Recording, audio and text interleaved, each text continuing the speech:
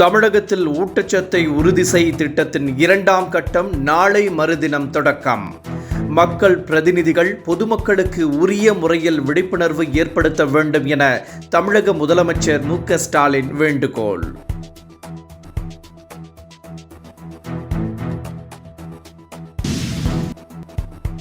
அரசு மருத்துவமனையில் மருத்துவர்களுக்கு உரிய பாதுகாப்பு வழங்கப்படும்.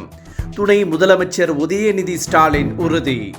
அரசு மருத்துவமனைகளில் பணியாற்றும் மருத்துவர்களுக்கு அங்கு சிகிச்சைக்கு செல்வோர் முழு ஒத்துழைப்பு வழங்குவதும் அரசு மருத்துவர்களின் பணியிட பாதுகாப்பை உறுதி செய்வதும் ஒவ்வொருவரின் கடமை என்றும், இரவு பகல் பாராது மக்களை காக்கும் மகத்தான பணியில் ஈடுபட்டு வரும் அரசு மருத்துவர்களுக்கு அரசு என்றும் பாதுகாப்பு அரணாக இருக்கும் என்றும் உதயநிதி ஸ்டாலின் பேட்டி.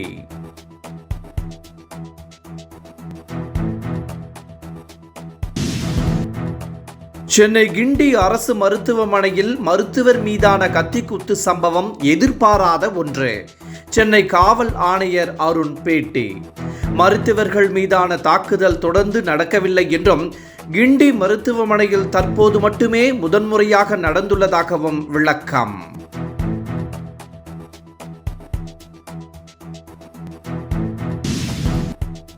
பாஜகவுடன் அதிமுக கூட்டணி இல்லை என்பதில் நாங்கள் தெளிவாக இருக்கிறோம். அதிமுக பொதுச் செயலாளர் எடப்பாடி பழனிசாமி புதிய விளக்கம். பாஜகவுடன் கூட்டணியா என்ற கேள்விக்கு ஒத்த கருத்துடைய கட்சியுடன் மட்டுமே கூட்டணி என முன்பு கூறியிருந்த நிலையில் தற்போது அவரது நிலைப்பாடில் திடீர் மாற்றம் ஏற்பட்டுள்ளதால் அரசியல் வட்டாரத்தில் பரபரப்பு.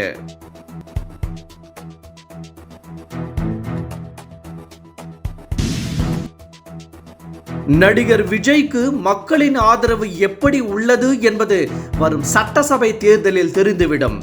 திருச்செந்தூர் சென்ற ஜெயலலிதாவின் தோழி சசிகலா பரபரப்பு பேட்டி. சட்டமன்ற தேர்தலுக்காக திமுக ஆளுக்கு ஒரு பக்கம் தேர்தல் பணியை தொடங்கிவிட்டதாகவும் கருத்து.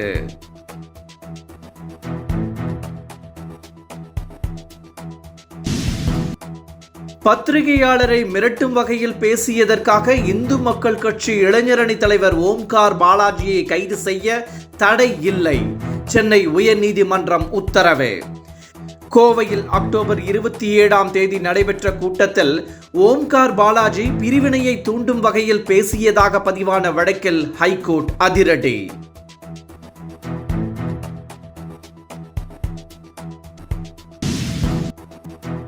ஜார்க்கண்ட் சட்டப்பேரவை மற்றும் வயநாடு மக்களவை தொகுதி இடைத்தேர்தலில் வாக்குப்பதிவு நிறைவு.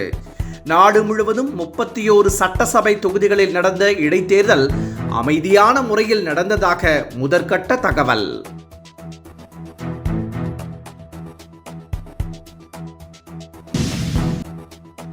பாஜக தலைவர்களை மகாராஷ்டிர முன்னாள் முதல்வர் உத்தவ் தாக்கரே விமர்சித்த நிலையில் தேர்தல் பிரச்சாரத்திற்காக மத்திய அமைச்சர் நிதின் கட்கரி சென்ற ஹெலிகாப்டரில் அதிரடி சோதனை.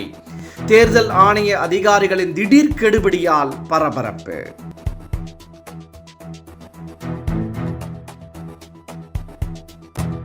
மை இந்தியா 24/7 முக்கிய செய்திகளை உடனுக்குடன் தெரிந்து கொள்ள உடனே சப்ஸ்கிரைப் பண்ணுங்க, பெல் பட்டனை பிரஸ் பண்ணுங்க. என்றும் உங்களுடன் மை இந்தியா.